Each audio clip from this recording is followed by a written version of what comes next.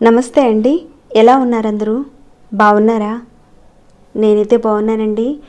మీ అందరికీ అమ్మవారి ఆశీస్సులు ఎల్లప్పుడూ ఉండాలని కోరుకుంటూ, సొంత ఇంటి కోసం ఎదురు చూసేవారు, సంతాన ప్రాప్తి కలగాలని కోరుకునే వారి కోసం ఒక చిన్న పూజా విధానం గురించి ఈరోజు వీడియోలో నేను తెలియజేయబోతున్నాను. ఇంతకీ ఈ పూజను ఎప్పుడు చేయాలి, ఏ రకంగా చేయాలి, ఏంటనే విషయాలన్నీ కూడా తెలుసుకునే ముందు ఒక చిన్న రిక్వెస్ట్ అండి.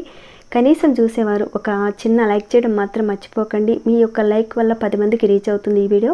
మీరు చూసి ఎలా చేసుకోగలుగుతున్నారో అలానే 10 మంది చూసి చేసుకోగలుగుతారు. ఒక చిన్న హెల్ప్ చేసినట్లు అవుతుంది.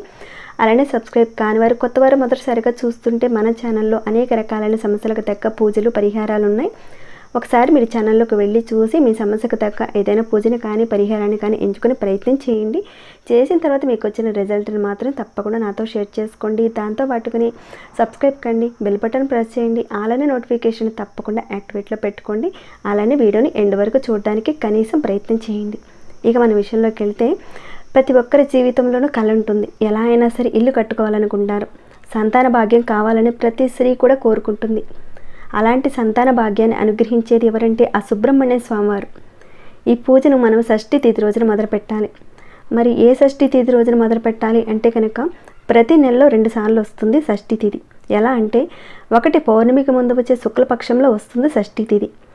అలానే రెండవ షష్ఠి కృష్ణపక్షంలో వస్తుంది, అంటే అమావాస్యకు ముందు వచ్చే షష్ఠి తిథి అనేది వస్తుంది. షష్ఠి తిథికి అధిదేవత ఎవరంటే సుబ్రహ్మణ్య స్వామివారు. మార్గశిర శుద్ధ షష్ఠమి రోజున పుట్టినటువంటి కుమారస్వామి తారకాసురుని సంహారం చేశాడని, ఆ మార్గశిర శుద్ధ షష్ఠిని కుమార షష్ఠి అంటారు, స్కంద షష్ఠి అంటారు, అలానే సుబ్రహ్మణ్య షష్ఠి కూడా అంటారు. సుబ్రహ్మణ్య స్వామివారిని కనుక మనం పూజించుకుంటే కాలసర్ప దోషాలు, రాహుకేతు దోషాలన్నీ కూడా నివారించబడతాయి. రాహుకేతు దోషాల వల్ల ప్రతి పనిలో కూడా ఆటంకాలు వస్తాయి. అంటే మీరు ఒక ఇల్లు కట్టుకుందాం అనుకున్నారు, లేదంటే ఒక పొలం కానీ భూమి కానీ కొనుక్కుందాం అనుకున్నారు, అనేక రకాలైన ఆటంకాలు వచ్చి కొనలేని పరిస్థితి వస్తుంది. మానసిక ఒత్తిడి, తెలియని భయం, గందరగోళం కూడా ఏర్పడుతుంటాయి. ఉద్యోగం, వృత్తి, వ్యాపారాల్లో కూడా హెచ్చు తగ్గులు అనేటివి వస్తూ ఉంటాయి.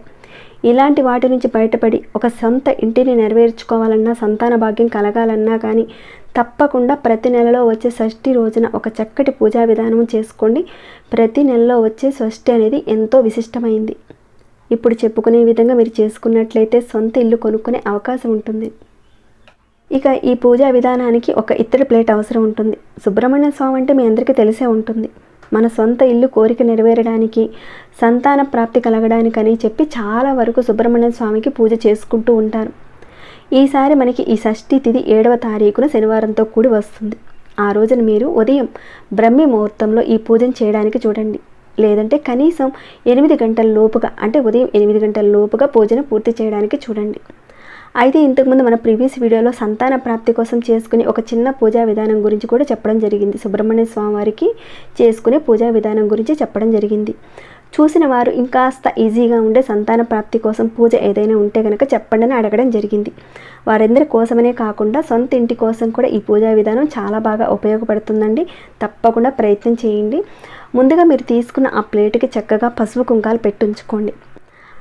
అయితే కుజగ్రహానికి అధిపతి ఎవరంటే కుమారస్వామి. అతని సంఖ్య 6. కుమారస్వామి జననం జరిగిన కృతికా నక్షత్రం రోజున ఆయనకి చక్కగా ఆవు పాలతో అభిషేకం చేస్తారు. ఆ రోజున ఎక్కువగా తమిళనాడులో కుమారస్వామి వారికి పూజలు చేసుకుంటూ ఉంటారు, పరిహారాలు చేసుకుంటూ ఉంటారు. అలా తమిళనాడులో బాగా ప్రాచుర్యం పొందిన ఒక పరిహారాన్ని మీతో షేర్ చేస్తున్నానండి వీడియో ద్వారా. సుబ్రహ్మణ్య స్వామి వారికి ఎంతో శక్తి ఉంటుంది, కోరికలు నెరవేరుస్తాడు ఆయన. ముందైతే మీరు చక్కగా ప్లేట్కి పసుపు కుంకాలు పెట్టుకున్నారు కదండి. తర్వాత ఒక 5 రూపాయల నాణాలు తీసుకోండి. కుమారస్వామి వారి యొక్క సంఖ్య 6 అని ఇందాకే మనం చెప్పుకున్నట్లుగా 6 5 రూపాయల బిళ్ళలు తీసుకోండి. ఇక్కడ చూపించిన విధంగా 5 రూపాయల బిళ్ళల్ని చక్కగా ఆ ప్లేట్లో పెట్టండి. ముందైతే ఈ 5 రూపాయల బిళ్ళల్ని కొద్దిగా గంగాజలంలో కానీ పసుపు నీటిలో కానీ శుభ్రం చేసి పెట్టుకోండి. ఎందుకంటే బయట నుంచి వచ్చిన ఈ 5 రూపాయల బిళ్ళలు ఎంతోమంది చేతులు మారి వచ్చి ఉంటాయి మన దాకా. అందుకని మనం చక్కగా క్లీన్ చేసి పెట్టుకోవాలి. అందుకని మీరు చక్కగా క్లీన్ చేసేసుకొని ఈ ఇత్తడి పళ్ళెం మీద ఈ రకంగా పెట్టాలి. ఈ రకంగా పెట్టిన తర్వాత 6 మట్టి ప్రమిదలు తీసుకోండి. అవి కొత్తవైనా పర్వాలేదు, లేదంటే పాతవైనా పర్వాలేదు, అంటే ఇంతకుముందు వాడినవైనా పర్వాలేదు. 6 అంటే 6 తీసుకోండి. ముందుగా చక్కగా పసుపు కుంకాలు పెట్టించుకోండి ఆ ప్రమిదలకి. అయితే ఈ పూజను మనం శుక్లపక్షం ముందు వచ్చే షష్ఠి రోజున కానీ, లేదంటే కృష్ణపక్షం ముందు వచ్చే షష్ఠి రోజున కానీ మొదలు పెట్టుకోవాలి. మన కోరిక నెరవేరేంత వరకు ఈ పూజను చేసుకోవాలి. ఇక్కడ వాడిన ప్రమిదల్నే మళ్ళీ మళ్ళీ మనం వాడుకోవచ్చు పూజలో. అలానే ప్రతిసారి పూజ చేసేటప్పుడు మనం తీసుకున్న 5 రూపాయల నాణాలని ప్రతిసారి కొత్తవే తీసుకోవాలని అవసరం లేదు. వాడిన వాటిని వాడుకుంటూ ఉండొచ్చు. అది ఎలానో చెప్తాను. చాలామంది ఎంత ప్రయత్నిస్తున్నా ఎంత చేస్తున్నా కానీ సొంత ఇంటినే పొందలేకుండా ఉంటారు. సుబ్రహ్మణ్య స్వామి కుజగ్రహానికి సంబంధించిన అధిదేవత. కుజగ్రహం నుంచి వచ్చే అనేక రకాలైన ఇబ్బందుల వల్ల సొంతింటి కళ నెరవేరకుండా ఉంటుంది. సంతాన ప్రాప్తి కూడా కలగకుండా ఉంటుంది. అలానే రాహుకేతువుల వల్ల వచ్చే అవకాశాలు కూడా ఎక్కువగా ఉంటాయి. కాబట్టి ఆయన్ని మనం పూజించుకుంటే మీ జాతకంలో కుజగ్రహానికి సంబంధించిన సమస్యలు ఏవైనా ఉంటే కనుక తగ్గుముఖం పడతాయి. కుజగ్రహం నుంచి వచ్చే ఆటంకాలన్నీ కూడా తొలగిపోతాయి. ఎప్పుడైతే ఆటంకాలు తొలగుతాయో సొంతింటి కళ నెరవేరడానికి అవకాశాలు ఉంటాయి. అందుకే ఆయన యొక్క అధిష్టాన దేవతను పూజించడం జరుగుతుంది. ఇక్కడ ఈ రకంగా ప్లేట్ అనేది పెట్టుకొని 5 రూపాయల బిళ్ళలు పెట్టుకొని దాని మీద ప్రమిదల్లో కాస్త నువ్వుల నూనె వేసి ఆ ప్రమిదల్ని ఈ 5 రూపాయల బిళ్ళల మీద చక్కగా పెట్టుకోవాలి. ఒక్కొక్క దాని మీద పెట్టాలి. అలానే ఆ పక్కనే పసుపు కుంకాలు పెట్టి ఉంచుకున్న ఒక ప్లేట్ పెట్టుకొని 1 రూపాయి బిళ్ళని పెట్టాలి దాంట్లో.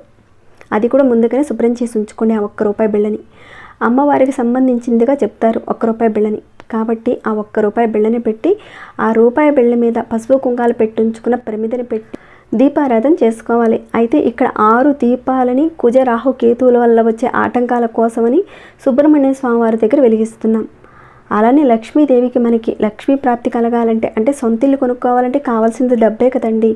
మరి ఆ డబ్బులు ఇచ్చేది ఎవరు? లక్ష్మీ అమ్మవారే. కాబట్టి ఆ పక్కనే చక్కగా లక్ష్మీ దీపారాధన అనేది చేసుకోవడం జరుగుతుంది. అలానే ఒక్కొక్క ప్రమిదల్లో 2 ఒత్తులు చొప్పున వేసి తూర్పు వైపుగా పెట్టుకొని దీపారాధన చేసుకోవాలి. అంటే తూర్పు వైపుగా వెలుగుతున్నట్టుగా పెట్టుకోవాలి. ఈ రకంగా దీపారాధన చేసుకోవాలి. ఇక దీపారాధన దగ్గర ఎరుపు మందారాలు కానీ ఏవైనా సరే ఎరుపు పువ్వులతో అలంకరించుకోవాలి. అంటే గులాబీ పూలతో కానీ ఎరుపు మందారాలతో కానీ అలా అలంకరించుకోవాలి. ఆ రకంగా పెట్టుకున్న తర్వాత స్వామివారి దగ్గర ఆయనకి సంబంధించిన స్తోత్రాలను చక్కగా పఠించండి. లేదంటే ఒక చిన్న మంత్రమైనా జపించండి. అదేంటంటే ఓం శరవణ భవ. ఈ మంత్రాన్ని నేను స్క్రీన్పై ఇస్తానండి, ఒకసారి మీరు చూడండి. బ్రహ్మీ ముహూర్తంలో చక్కగా ఈ దీపారాధన చేసుకోవాలి. బ్రహ్మీ ముహూర్తంలో మనం చక్కగా నిద్ర లేచి స్నానాది కార్యక్రమాలు అన్నీ ముగించుకున్న తర్వాత సుబ్రహ్మణ్య స్వామి యొక్క చిత్రపటాన్ని పెట్టుకోండి. ఒకవేళ చిత్రపటం లేకపోతే కనుక నాగేంద్రుడికి సంబంధించిన విగ్రహం ఉన్నా లేదా చిత్రపటం ఉన్నా కానీ పెట్టుకొని గంధం కుంకుమ పూలతో అలంకరించుకోండి. లేని వారు మీ పూజా మందిరంలోనే ఆయన ఉన్నాడు అని మీరు ఒక భావం చేసుకుని దీపారాధన చేసుకోండి. ఇక్కడ దీపారాధన విషయంలో చూసుకున్నట్లయితే మనం నువ్వుల నూనెతోనే దీపారాధన చేసుకోవాలి. కానీ అమ్మవారికి సంబంధించిన దీపారాధన మనం చేసినప్పుడు మాత్రం ఆవు నెయ్యిని వాడాలి. ఎందుకంటే మహాలక్ష్మి అమ్మవారి దగ్గర కానీ నారాయణుడి దగ్గర కానీ ఎక్కువగా ఆవు నెయ్యితో దీపారాధన చేసుకుంటేనే మంచి ఫలితాలు ఉంటాయి. అందుకని ఆవు నెయ్యితో దీపారాధన చేయండి. ఈ రకంగా పూజ మొత్తం పూర్తి చేశారు. మరి ఆ ప్రమిదల కింద పెట్టిన ఆ నాణాలను ఏం చేయాలి అని అడుగుతారేమో. మీరు షష్ఠి రోజున ఉదయం పూట పూజ చేసుకున్నారు. మనకి ఈసారి శనివారంతో కూడి వస్తుంది ఈ షష్ఠి. కాబట్టి శనివారం రోజున చేసిన తర్వాత ఆదివారం రోజున మీరు చక్కగా స్నానాది కార్యక్రమాలన్నీ కూడా చేసుకొని పూజ చెయ్యకముందే వాటన్నిటిని కూడా తీసేసి ఒక పసుపు రంగు వస్త్రంలో కట్టండి. కట్టిన ఆ మూటని ఒక ప్లేట్లో పెట్టి మీ పూజ గదిలోనే పెట్టండి. ప్రతిరోజు ఆ మూటకి ధూప దీప నైవేద్యాలన్నీ కూడా చూపించండి. ఆ మూటలో ఉన్న నాణాలకు శక్తి అనేది ఉంటుంది కాబట్టి తప్పకుండా ప్రతిరోజు కూడా ధూప దీపాలు చూపించండి. మీరు ప్రతిరోజు సుబ్రహ్మణ్య స్వామివారి యొక్క నామాన్ని పఠిస్తూనే ఉండండి. ఈ రకంగా శుక్లపక్షం రోజున మీరు చేసుకున్నారు. తర్వాత కృష్ణపక్షంలో వచ్చే షష్ఠి తిథి రోజున ఆ మూటని విప్పి ఆ కాయిన్స్ అన్నిటిని కూడా తీసి ఇప్పుడు చెప్పిన విధంగానే పూజలో పెట్టి దీపారాధన చేసుకోవాలి. మళ్ళీ తర్వాత రోజున యథావిధిగా ఆ రకంగానే ఆ కాయిన్స్ అన్నింటినీ కూడా మూట కట్టి అదే పసుపు రంగు క్లాత్లో మూట కట్టి పూజా మందిరంలో పెట్టుకొని ధూప దీపాలు ఇస్తూ ఉండాలి. ఈ రకంగా మనం ప్రతి షష్ఠికి మీరు చేస్తూ ఉండడం వల్ల మీరు ఏదైతే ఇంటి కోసం ఒక గట్టి సంకల్ప బలంతో చేస్తున్నారో మీ కోరిక తప్పకుండా నెరవేరుతుంది. నైవేద్యాన్ని ఆయనకి సమర్పించండి. అలానే ఈ రోజున కుదిరితే కనుక ఆవుకి ఎర్ర కందిపప్పును పెట్టడానికి చూడండి. ఈ రకంగా ఎన్నిసార్లు చేయాలనేది ఏం లేదండి. ఇప్పుడు చెప్పిన ఈ పూజా విధానాన్ని ప్రతి నెలలో వచ్చే కృష్ణపక్షం శుక్లపక్షం రోజున 2 సార్లు అంటే షష్ఠి తిథులు వస్తాయి 2 సార్లు చేయవలసి ఉంటుంది. అంటే నెలలో 2 సార్లు చేయవలసి ఉంటుంది. అలానే ఈ షష్ఠి రోజున మీరు నైవేద్యంగా చూసుకున్నట్లయితే కందిపప్పుతో బెల్లంతో ఈ రకంగా మీరు చేసిన తర్వాత మీ కోరిక తీరిన తర్వాత ఆ మూటలో పెట్టిన ఆ నాణాలతో సహా మూటని మీకు దగ్గరలో సుబ్రహ్మణ్య స్వామి వారి యొక్క గుడి హుండీలో వేసేయండి. ఇక ఆ రోజున అంటే మీ కోరిక తీరిన తర్వాత గుడికి వెళ్తారు కదండి, ఆ రోజున తప్పనిసరిగా గుడిలో బెల్లంతో దీపారాధన చేయడమా, లేదంటే ప్రమిదిలో ఒక 2 ఎరుపు ఒత్తులు వేసి దీపారాధన చేసుకోండి. తప్పకుండా ఈ రకంగా మీరు చేసుకోవడం వల్ల మీ యొక్క సొంత ఇంటి కల, అలానే మీకు సంతాన ప్రాప్తి కలగాలని నేను కోరుకుంటున్నానండి. ఇక ఈ వీడియోని ఎంతటితో ముగిస్తున్నాను. ఇంకేమైనా డౌట్స్ వస్తే కనుక అడగండి, తప్పకుండా రిప్లై ఇస్తాను. అలానే ఎలా అనిపించిందని మాట చెప్పండి. ఇంకా లైక్ చేయని వారు ఒక చిన్న లైక్ చేసుకోండి. అలానే ప్రతిరోజు మన ఛానల్లో ఉన్న వీడియోస్ని చూస్తూ ఉండండి. మరొక భక్తి వీడియోలో మళ్ళీ మిమ్మల్ని కలుసుకుంటాను. అంతవరకు సెలవు.